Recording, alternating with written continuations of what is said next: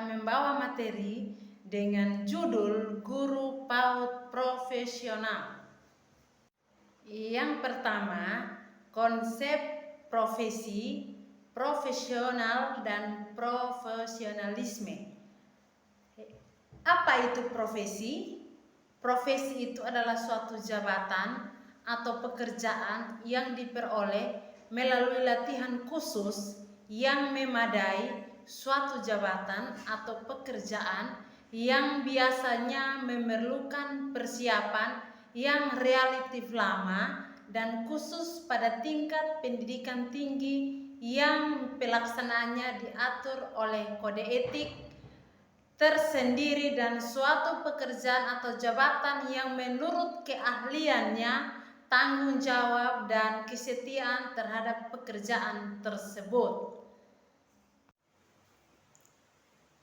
Profesi itu pada hakikatnya adalah suatu pernyataan atau janji terbuka bahwa seorang akan mengabdikan dirinya kepada suatu jabatan atau pekerjaan dalam arti biasa karena orang tersebut merasa terpanggil untuk menjabat pekerjaan itu. Makna pengertian di atas mengisyaratkan bahwa yang pertama, hakikat profesi adalah suatu pernyataan atau suatu janji terbuka. Yang kedua, profesi mengandung unsur pengabdian. Yang ketiga, profesi adalah suatu jabatan atau pekerjaan. Suatu profesi erat kaitan dengan jabatan atau pekerjaan tertentu yang dengan sendirinya menuntut keahlian, pengetahuan, dan keterampilan tertentu pula. Profesi mempunyai fungsi sosial, yakni pengabdian kepada masyarakat. Yang berikut itu ciri-ciri profesi. Profesi adalah panggilan jiwa. Fungsinya telah terumuskan dengan jelas, menetapkan persyaratan-persyaratan minimal untuk dapat melakukan atau kualitas pendidikan, pengalaman, dan keterampilan. Istilah-istilah yang terkait dengan profesi.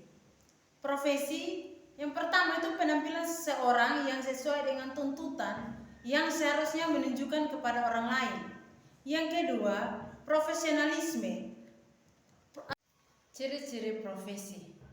Profesi diperoleh melalui pendidikan dan latihan yang lama dan intensi serta dilakukan dalam lembaga tertentu yang secara sosial dapat dipertanggungjawabkan. Profesi didukung oleh suatu disiplin ilmu. Istilah-istilah yang terkait dengan profesi. Yang pertama, profesional. Penampilan seseorang yang sesuai dengan tuntutan yang seharusnya menunjukkan kepada orang lain. Yang kedua, profesionalisasi. Proses menjadikan seseorang sebagai profesional melalui in-service training.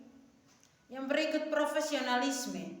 Profesionalisme itu adalah penampilan suatu pekerjaan sebagai suatu profesi dan mengacu kepada sikap dan komitmen anggota profesi untuk bekerja berdasarkan standar yang tinggi dan kode etik profesinya. Yang berikut syarat-syarat profesi. Ada 3 ciri karakteristik utama, yaitu yang pertama, dalam melaksanakan pekerjaan, penerapan ilmu yang melandasi profesi itu didasarkan pada kepentingan individu dalam setiap kasus. Yang kedua, mempunyai mekanisme internal yang terstruktur yang mengatur rekrutmen, latihan, dan pemberian lisensi atau izin kerja. Serta yang ketiga, memiliki ukuran standar untuk praktek yang etis yang memadai dalam mengembangkan tanggung jawab utama terhadap kebutuhan kliennya. Yang berikut konsep profesi keguruan. Bertolak dari pandangan Darling Hammond, pekerjaan sebagai guru dapat digolongkan sebagai profesi jika dilandasi oleh bidang ilmu yang terkait. Dalam hal ini adalah ilmu mengajar atau ilmu keguruan, yaitu apa yang disebut sebagai dasar ilmiah dari seni mengajar. Guru harus kreatif dan melayani anak didik karena setiap anak mempunyai keunikannya tersendiri. Yang pertama adalah konsep profesi keguruan,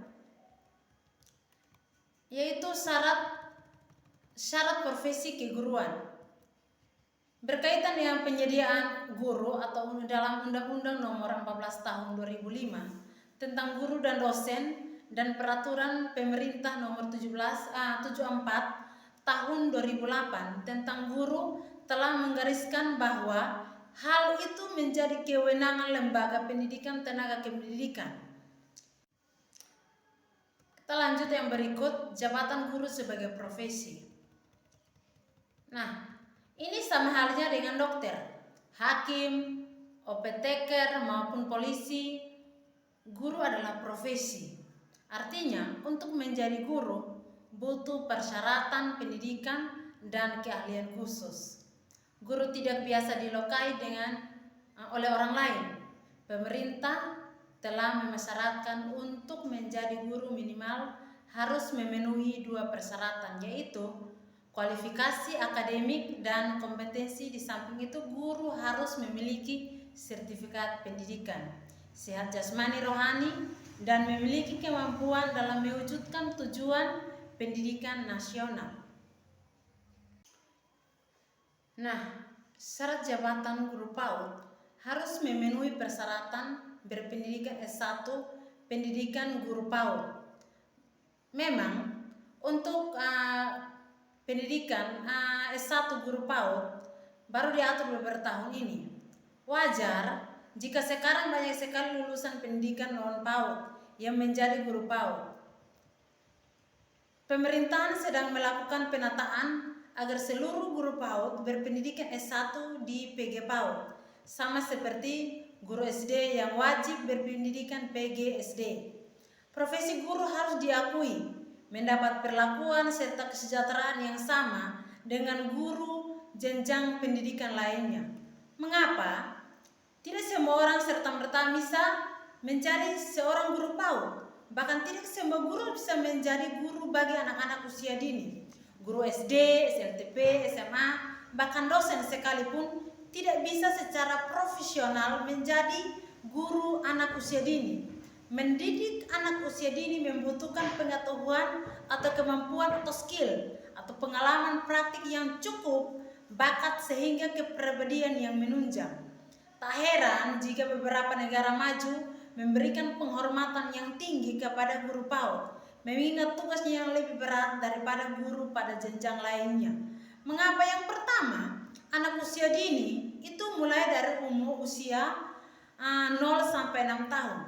Adalah manusia yang baru bertumbuh dan berkembang, belum memiliki pengalaman, tidak mengerti dan rentah bahaya sehingga memerlukan perhatian, bimbingan, bantuan total dari seorang guru. Kedua, usia dini adalah masa emas, masa penting untuk meletakkan dasar kehidupan yang akan mempengaruhi keberhasilan anak di masa yang akan datang.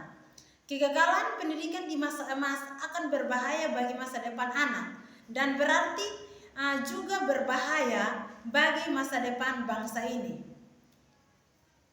Kedua hal tersebut membutuhkan sosok guru yang benar-benar serius. Selain memenuhi perkembangan anak, ia juga harus memahami cara agar perkembangannya secara optimal sehingga anak dapat menyongsong masa depan yang lebih baik.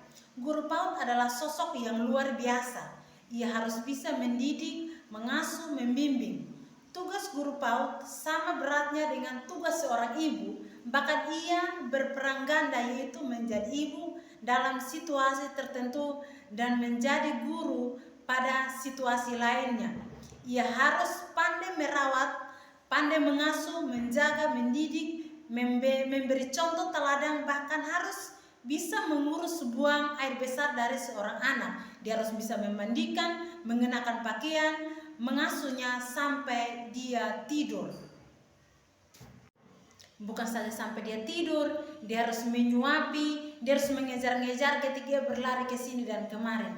Sangatlah layak bagi pemerintah untuk memperhatikan kesejahteraan pada para guru-guru PAUD yang tersebar di Indonesia. Kita lanjut.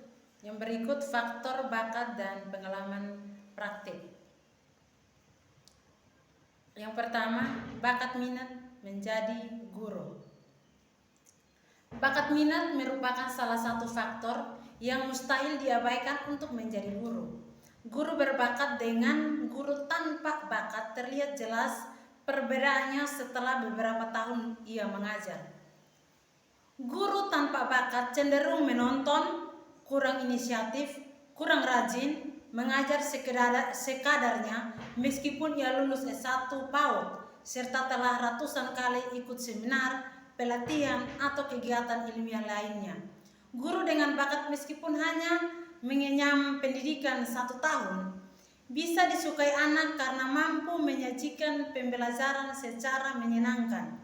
Ide-idenya untuk menyajikan sesuatu yang baru dan menarik seakan tak pernah habis. Konsisten dan punya komitmen kuat, gaya mengajar guru dengan bakat dan tanpa bakat pun berbeda. 2. Pengalaman lapangan. Pengalaman praktik lapangan bagi guru PAUD sebelum terjun menghadapi anak-anak serta langsung merupakan kunci penting. Untuk memperoleh pengalaman yang cukup, seorang calon guru minimal 1 butuh waktu latihan praktik mengajar lebih lama. Yang kedua, bimbingan langsung dari praktisi atau dari senior. Di sini calon guru mengasah dirinya bukan hanya soal teknis, keterampilan mengajar, melainkan juga kemampuan memahami karakteristik anak, menguasai kelas, menggunakan media dan sumber, cara mengevaluasi proses dan hasil pembelajaran, gaya mengajar, cara berpakaian dan berdandan di hadapan anak-anak, dan sebagainya. Yang berikut itu pergeseran peran guru.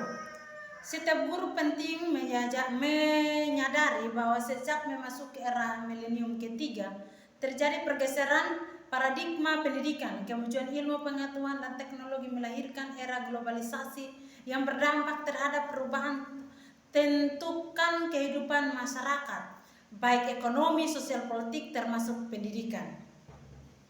Pergeseran utama dalam pendidikan terletak pada peran guru, yaitu pola relasi guru dengan lingkungan, terutama terhadap siswa, sesama guru, orang tua atau masyarakat, sekolah, teknologi, dan karir. Yang pertama, hubungan guru dan siswa.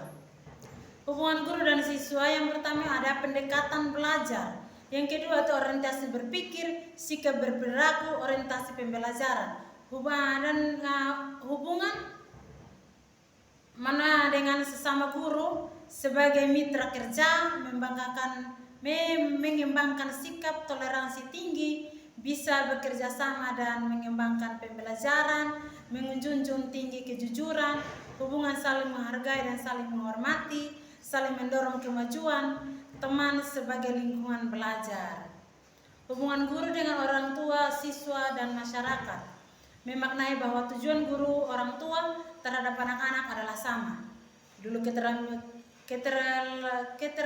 keterlibatan orang tua sedikit, sekarang harus penuh terbuka pada orang tua atas masalah atau problem atau hambatan dari kemajuan siswa, saling menghargai dan menghormati satu dan yang lain, hubungan lebih intensif dan sering berbagi informasi dengan orang tua atas setiap persoalan atau masalah atau problem yang dihadapi siswa.